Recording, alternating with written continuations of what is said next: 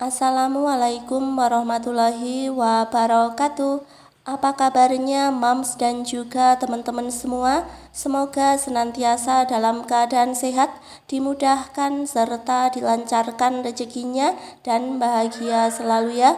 Alhamdulillah wa syukurillah, di kesempatan video kali ini aku bisa share video lagi ya teman-teman. Dan di video kali ini aku akan membahas bagaimana cara untuk mengelola keuangan usaha. Nah, ini bisa usaha warung, toko, ataupun usaha lainnya ya teman-teman. Nah, di sini sebelum lanjut ke videonya, aku tidak ada maksud sama sekali untuk menggurui siapapun. Di sini kita saling sharing bersama, belajar bersama untuk menjadi seorang ibu, seorang istri, dan juga seorang ibu rumah tangga yang lebih baik dari sebelumnya. Jadi teman-teman, waktu aku itu ngecek di DM Instagram, ada beberapa pertanyaan. Nah, salah satunya itu bertanya bagaimana caranya untuk mengelola keuangan usaha. Nah, katanya itu untuk usahanya sendiri sudah berjalan sekitar 6 bulan lebih ya teman-teman.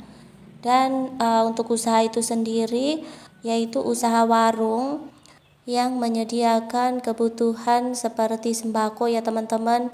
Ada gula, kopi, minyak, beras, dan juga kebutuhan lainnya ya teman-teman. Seperti ada jajanan anak kayak gitu ya, dan juga ada jual sedikit sayuran seperti itu. Terus juga ada bumbu dapur ya, kayak ada bawang merah, bawang putih, terus juga jualan telur, ada cabai kayak gitu ya teman-teman. Nah, dia itu merasa bahwa selama ini usahanya itu lancar ya teman-teman, karena setiap hari itu pasti selalu ada saja yang membeli. Dan untuk pendapatan di setiap harinya itu dia rasa itu lumayan ya teman-teman, karena tokonya itu juga cukup lumayan rame seperti itu ya.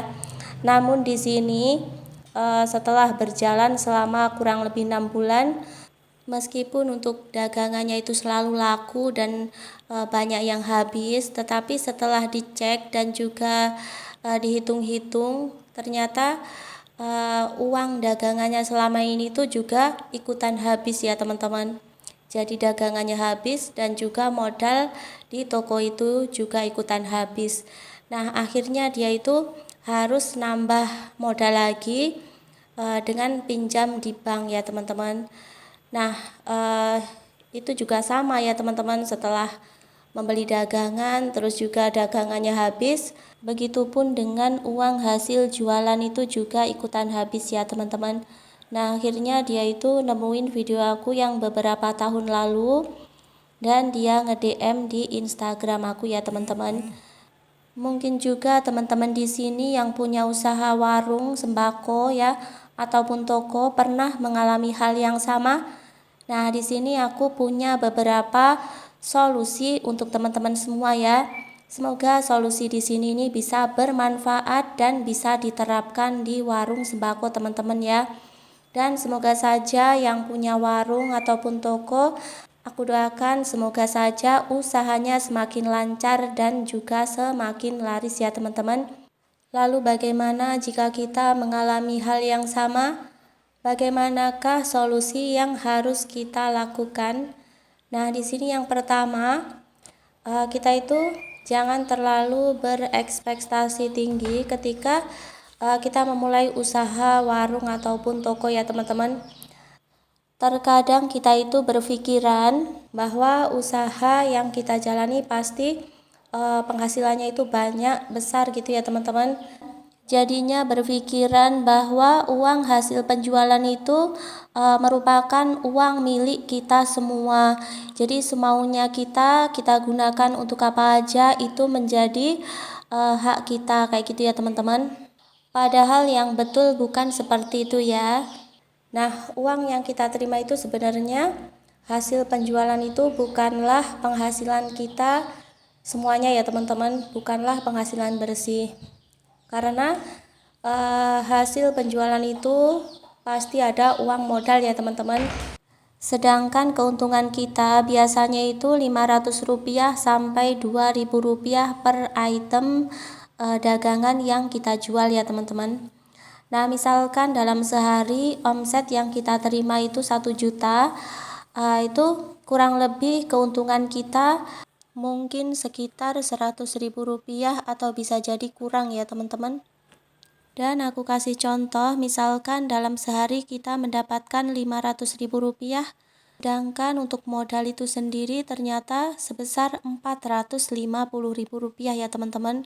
Berarti di situ Rp500.000 penghasilan kita dalam sehari, kita kurangi modal sebesar Rp450.000. Jadi keuntungan bersih kita dalam satu hari itu hanya Rp50.000 saja ya. Makanya ya teman-teman, kita harus rajin-rajin untuk mencatat keuangan warung ataupun toko ya. Jadi usaha warung itu cocok kalau kita jadikan sebagai usaha sampingan, khususnya buat para ibu rumah tangga ya teman-teman. Nah, kalau kita punya usaha warung, kita itu harus bisa menahan diri, kemudian juga disiplin, segalanya kita catat ya teman-teman. Dan selain itu kita juga harus bisa berhemat ya.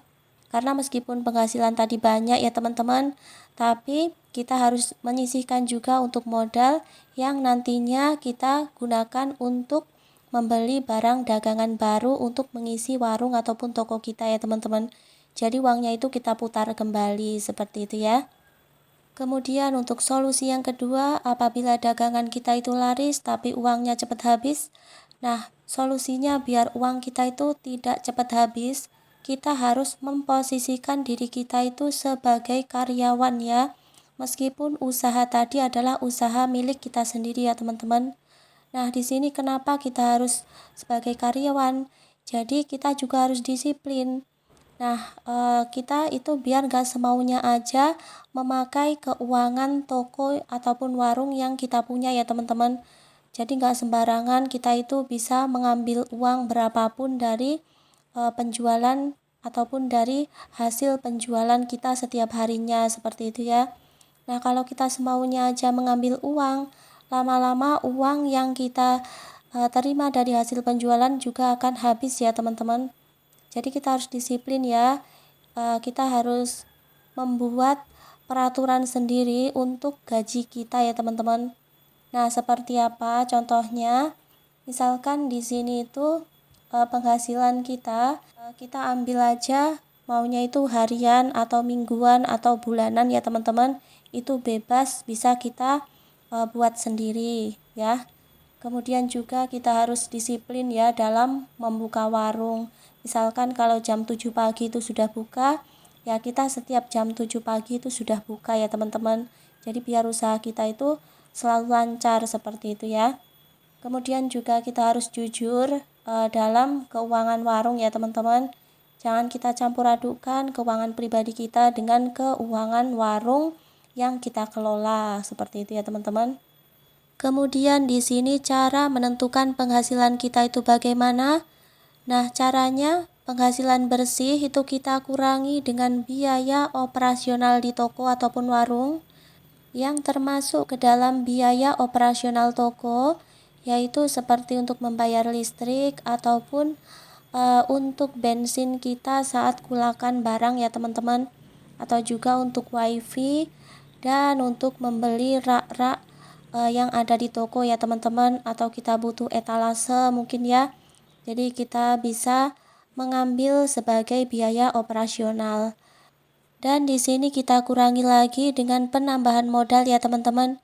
Nah, untuk penambahan modal ini sangatlah penting untuk membuat usaha kita itu bisa semakin besar ya. Barulah sisanya di sini bisa kita ambil sebagai gaji kita di setiap bulan atau setiap minggu, tergantung kita ya teman-teman. Kemudian solusi yang ketiga ini juga sangat penting, yaitu harus ada kerjasama yang baik antara pembeli dan juga penjual ya teman-teman. Agar modal warung di sini tuh dapat kita putar ya untuk membeli dagangan lagi, maka di sini pembeli itu tidak boleh kasbon dalam jangka waktu yang lama ya teman-teman. Nah, di sini kita sebagai penjual itu harus tegas ya. Kalau bisa jangan pakai sistem kasbon ya teman-teman, agar warung kita itu tidak sampai bangkrut ya. Sekian dulu video aku pada kesempatan kali ini. Semoga video aku ini dapat bermanfaat. Jangan lupa untuk selalu mendukung Mami Channel dengan cara like, komen, dan juga subscribe-nya ya. Akhir kata, wassalamualaikum warahmatullahi wabarakatuh.